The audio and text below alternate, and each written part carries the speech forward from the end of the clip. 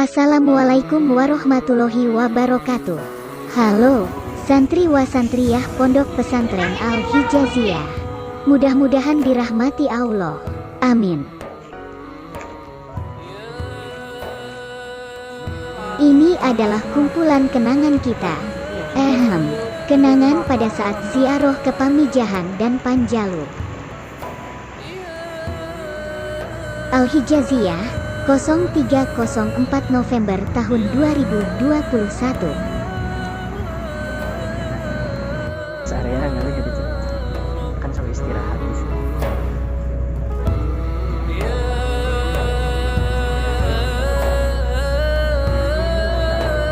Iya, habis tayo ya.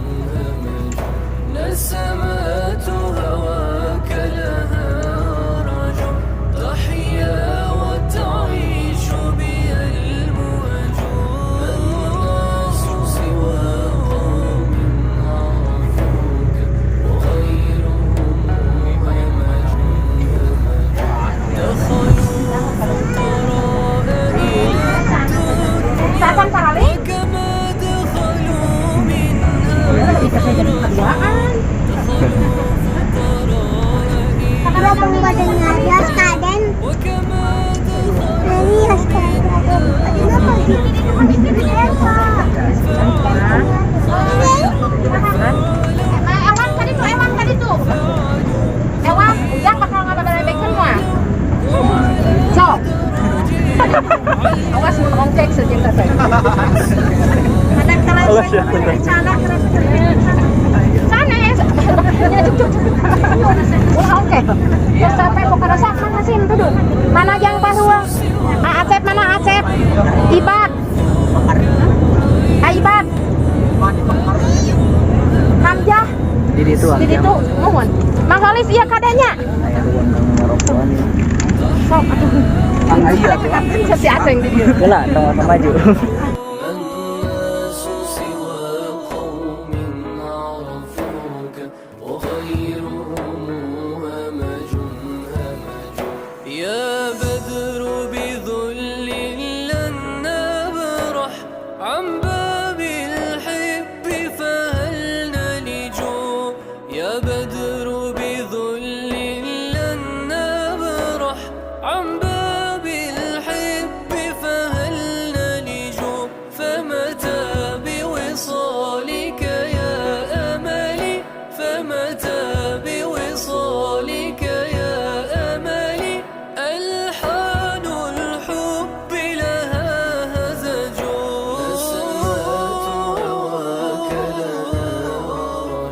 Ya Rabbi bil Mustafa balligh maqasidana waghfir lana ma saya wasi'al karam tahya wa ta'ishu biha al-muhajir man nasu siwa qawmin وغيرهم همج مولانا مولانا يا مولانا الله يا مجيب دعانا يا مولانا مولانا يا مولانا الله يا مجيب دعانا يا مولانا اغفر خطايا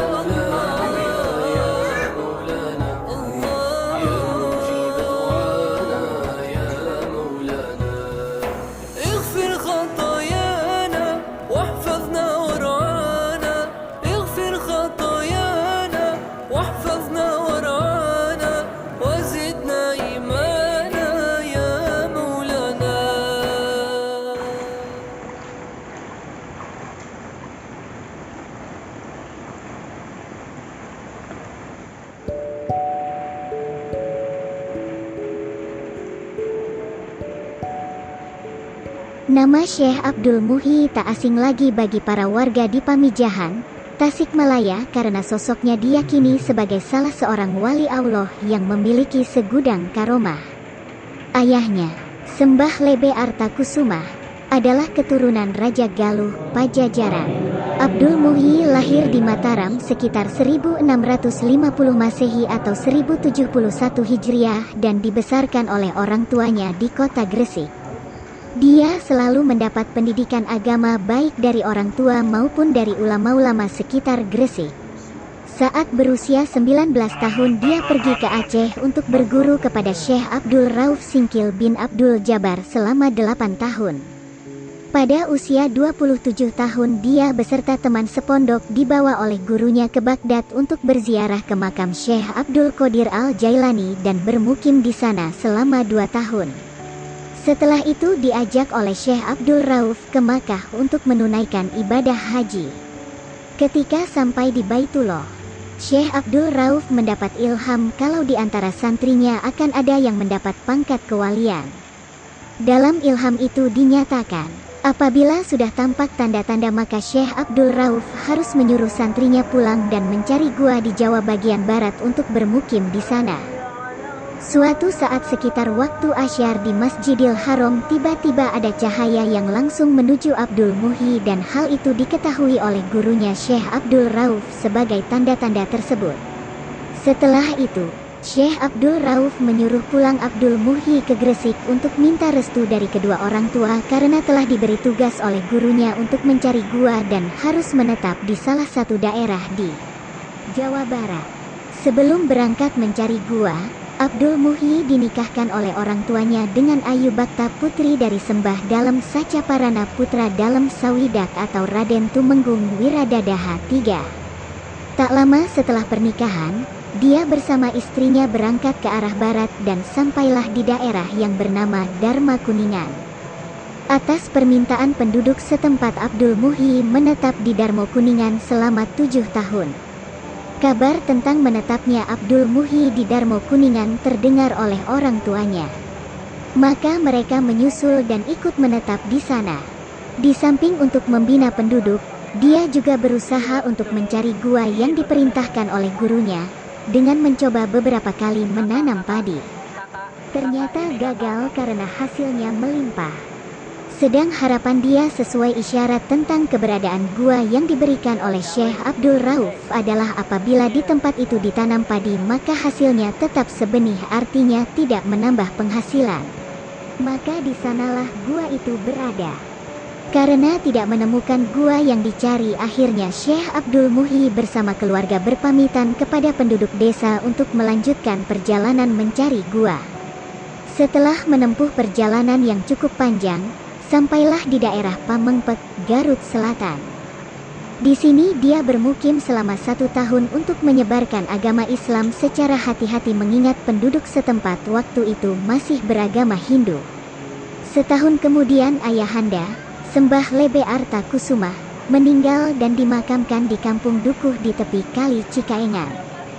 Beberapa hari seusai pemakaman ayahandanya, dia melanjutkan perjalanan mencari gua dan sempat bermukim di Batuwangi. Perjalanan dilanjutkan dari Batuwangi hingga sampai di Lebak Siu dan bermukim di sana selama 4 tahun, tahun 1686 sampai tahun 1690 Masehi. Walaupun di Lebak Siu tidak menemukan gua yang dicari, dia tidak putus asa dan melangkahkan kakinya ke sebelah timur dari Lebak Siu, yaitu di atas Gunung Kampung Cilumbu. Akhirnya dia turun ke lembah sambil bertafakur melihat indahnya pemandangan sambil mencoba menanam padi. Bila senja tiba, dia kembali ke Lebak Siu menjumpai keluarganya. Karena jarak dari tempat ini tidak begitu jauh, sekitar 6 km. Suasana di pegunungan tersebut sering membawa perasaan tenang. Maka gunung tersebut diberi nama Gunung Mujarot yang berarti gunung untuk menenangkan hati. Pada suatu hari, Abdul Muhyi melihat padi yang ditanam telah menguning dan waktunya untuk dipetik. Saat dipetik terpancarlah sinar cahaya kewalian dan terlihatlah kekuasaan Allah. Padi yang telah dipanen tadi ternyata hasilnya tidak lebih dan tidak kurang. hanya mendapat sebanyak benih yang ditanam. Ini sebagai tanda bahwa perjuangan mencari gua sudah dekat. Untuk meyakinkan adanya gua di dalamnya, maka di tempat itu ditanam padi lagi. Sambil berdoa kepada Allah, semoga gua yang dicari segera ditemukan. Maka dengan kuasa Allah, padi yang ditanam tadi segera tumbuh dan waktu itu juga berbuah dan menguning. Lalu dipetik dan hasilnya ternyata sama, sebagaimana hasil panen yang pertama. Di sanalah dia yakin bahwa di dalam gunung itu ada gua. Sewaktu Abdul Muhyi berjalan ke arah timur, terdengarlah suara air terjun dan kicauan burung yang keluar dari dalam lubang. Dilihatnya lubang besar itu, di mana keadaannya sama dengan gua yang digambarkan oleh gurunya. Seketika kedua tangannya diangkat, memuji kebesaran Allah. Telah ditemukan gua bersejarah, di mana di tempat ini dahulu Syekh Abdul Qadir Al-Jailani menerima ijazah ilmu agama dari gurunya yang bernama Imam Sanusi. Gua yang sekarang dikenal dengan nama Gua Pamijahan diyakini adalah warisan dari Syekh Abdul Qadir Al-Jailani yang hidup kurang lebih 200 tahun sebelum Abdul Muhyi. Gua ini terletak di antara kaki Gunung Mujarrad. Sejak gua ditemukan, Abdul Muhyi bersama keluarga beserta santri-santrinya bermukim di sana. Di samping mendidik santrinya dengan ilmu agama, dia juga menempuh jalan torekat. Di dalam Gua Pamijahan ada kopiah haji, yaitu lekukan-lekukan bulat atap gua yang menyerupai peci. Konon jika ada yang pas saat berdiri, insya Allah akan bisa naik haji. Ada juga lubang-lubang seperti mulut gua yang dikisahkan menjadi jalan tembus menuju Banten, Cirebon, sampai Makkah. Wallahu a'lam bishawab.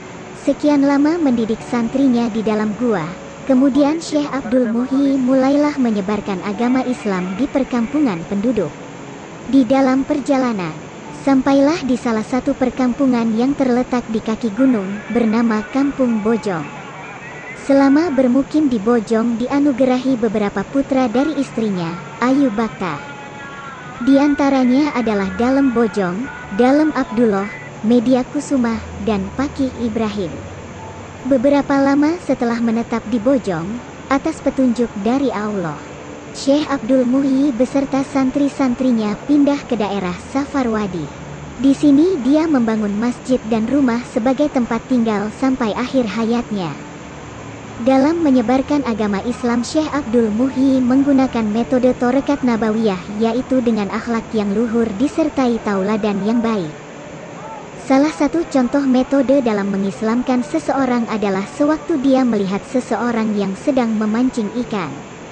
Namun orang itu kelihatan sedih karena tidak mendapat seekor ikan pun. Lalu dihampirinya dan disapa, "Bolehkah saya meminjam kailnya?" Orang itu memperbolehkannya. Syekh Abdul Muhyi mulai memancing sambil berdoa, "Bismillahirrohmanirrohim. Ashhadu alla ilaha illallah wa ashhadu anna Muhammadar Rasulullah." Setiap kail dilemparkan ke dalam air, ikan selalu menangkapnya. Tidak lama kemudian ikan yang didapat sangat banyak sekali sampai membuat orang tersebut keheranan dan bertanya, "Apa doa yang dibaca untuk memancing?" Dia menjawab, "Basmalah dan syahadat."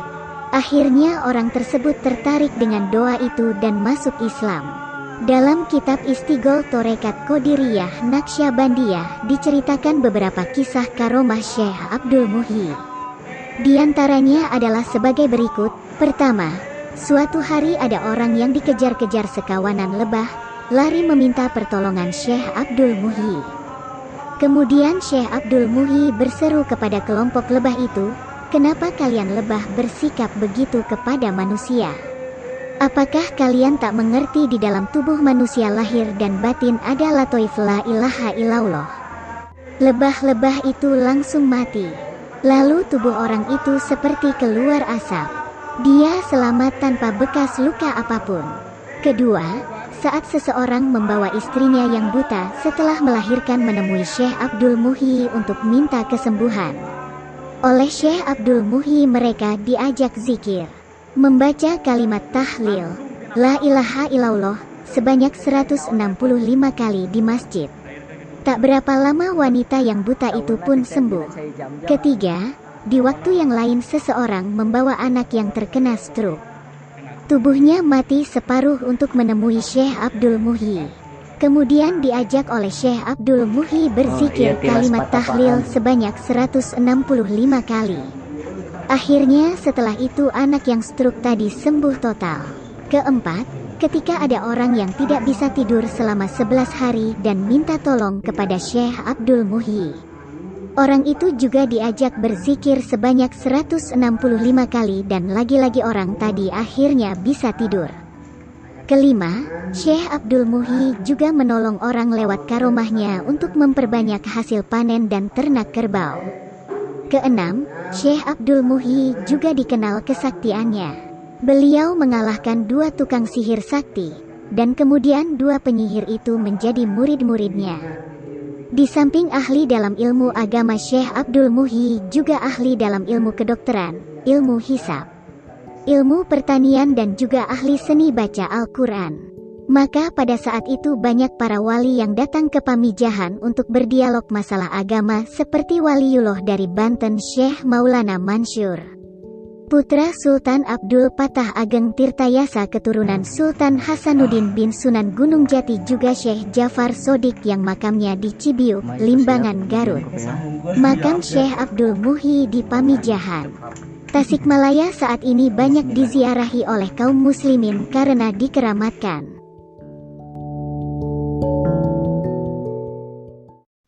E3TTT, tunggu dulu. Sebelum kita pergi ke Panjalu, saya menemukan beberapa foto yang menarik nih. Hahaha. Mari kita lihat terlebih dahulu.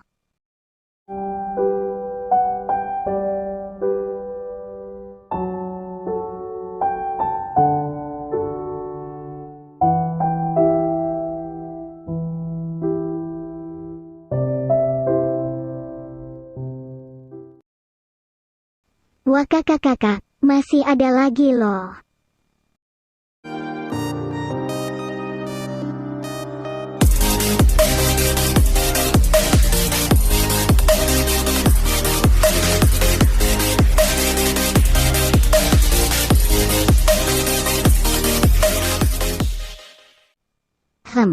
Saya dapat foto itu dari grup WA Santri Hijaj.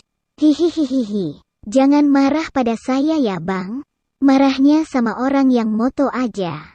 Entar saya bantu cari orangnya di Google. Esa, sabar ya. Gratis ya. Daya numeser wae gratis ya. Yang toha apa deh? Mumpung ka dieu. Kayak mah khusus yang Ibu Haji ya. Ini mah khusus itu Ibu Haji mumpung ka dieu. Kenangan di Pamijahan. Ibu ya gambar makom posorna pada ngabar orang mah nu diparengker. Iya, cuma saya mah tahu.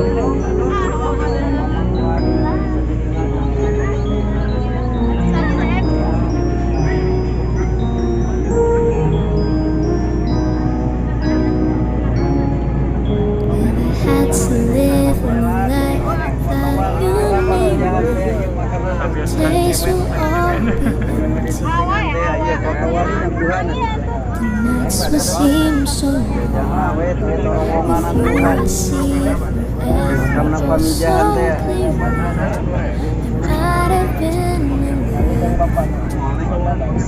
karena Pamijahan dreams so young and we take us where we wanna go. Hold me now, touch me now. I don't wanna live without you. Nothing's gonna change my love for you. I don't know by now how much I love you. One thing you can be sure of, I'll never ask for more than your love. Nothing's gonna change my love for you. I don't know by now how much I love you. The one that changed my whole life, but nothing's gonna change my love for you. If the road that's not so easy,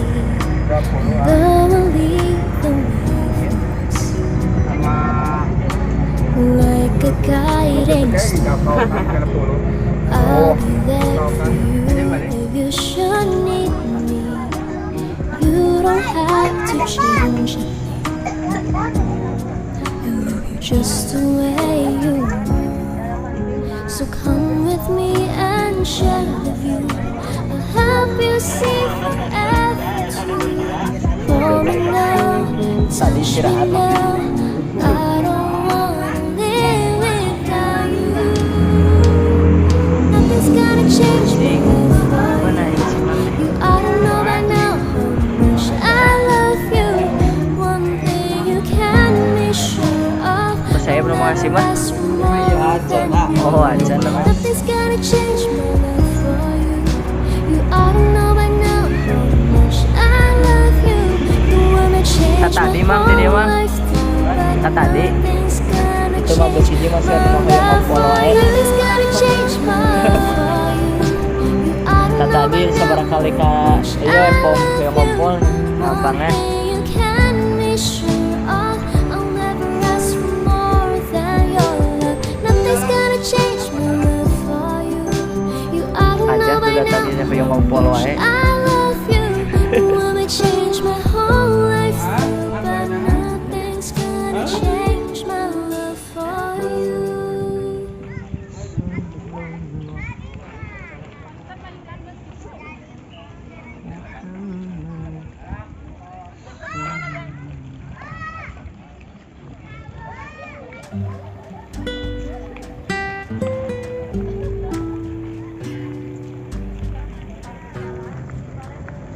Ciamis memiliki sebuah danau yang cantik bernama Situ Lengkong Panjalu.